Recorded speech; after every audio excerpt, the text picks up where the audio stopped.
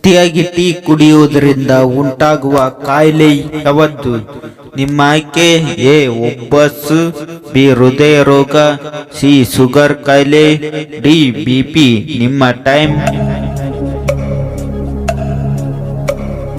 ಹೃದಯ ರೋಗವಾಗುತ್ತದೆ. ಅತಿಯಾಗಿ ಟೀ ಕುಡಿಯುವುದರಿಂದ ಹೃದಯ ರೋಗ ಕಾಯಿಲೆ ಬರುತ್ತದೆ ಎಂದು.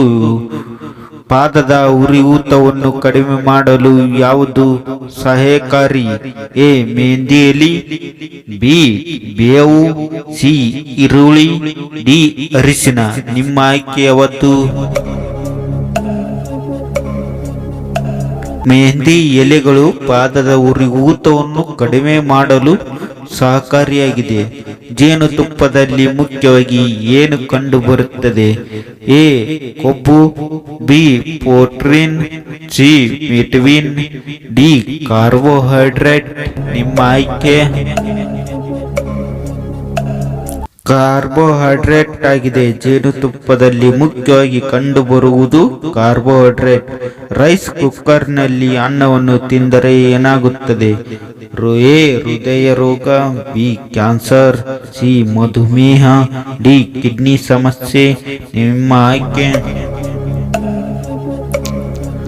ಕ್ಯಾನ್ಸರ್ ಬರುತ್ತದೆ. ರೈಸ್ ಕುಕ್ಕರ್ನಲ್ಲಿ ಅನ್ನವನ್ನು ತಿಂದರೆ ಕ್ಯಾನ್ಸರ್ ಬರುತ್ತದೆ ಎಂದು ಹೇಳಿದ್ದಾರೆ.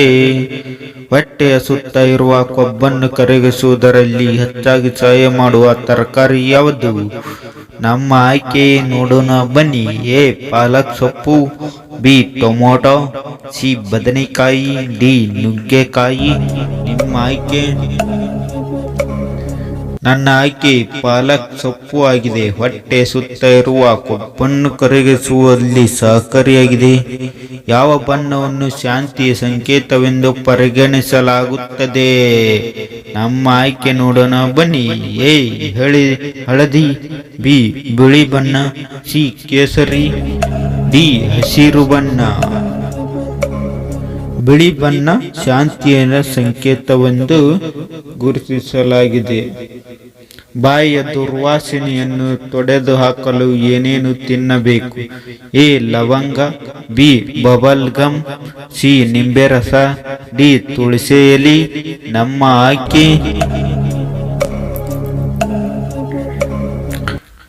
ಎ ಲವಂಗ ಆಗಿದೆ. ಬಾಯಿಯ ದುರ್ವಾಸನೆಯನ್ನು ತೊಡೆದು ಹಾಕಲು ಲವಂಗವನ್ನು ಉತ್ಪಾದಿಸುತ್ತದೆ ಎಂದು ಹೇಳಲಾಗಿದೆ ಈ ವಿಡಿಯೋದಲ್ಲಿ. ನಿದ್ರೆ ಕಡಿಮೆ ಆಗುವುದರಿಂದ ಯಾವ ರೋಗ ಬರುತ್ತದೆ? ನಿಮ್ಮ ಆಯ್ಕೆ ಎ ಹೃದಯಗಾತ್ರ, ಬಿ ಕ್ಯಾನ್ಸರ್, ಸಿ ಕಿಡ್ನಿ ಸಮಸ್ಯೆ, ಡಿ ಶುಗರ್.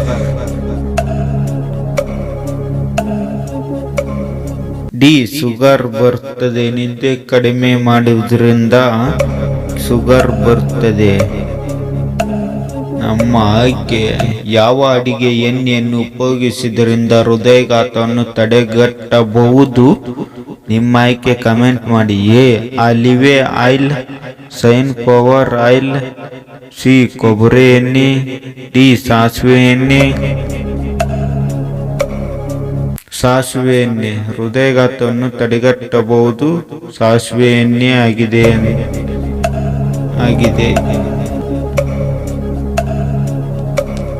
ಜೀರ್ಣಶಕ್ತಿ ಹೆಚ್ಚಿಸಲು ಏನೇನು ತಿನ್ನಬೇಕು?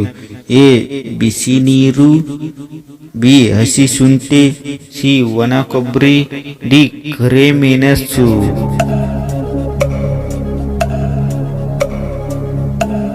ಹಸಿ ಶುಂಠಿಯಾಗಿದೆ. ಜೀರ್ಣಶಕ್ತಿ ಹೆಚ್ಚಿಸಲು ಹಸಿ ಶುಂಠಿ ಸಹಾಯಕವಾಗಿದೆ ಎಂದು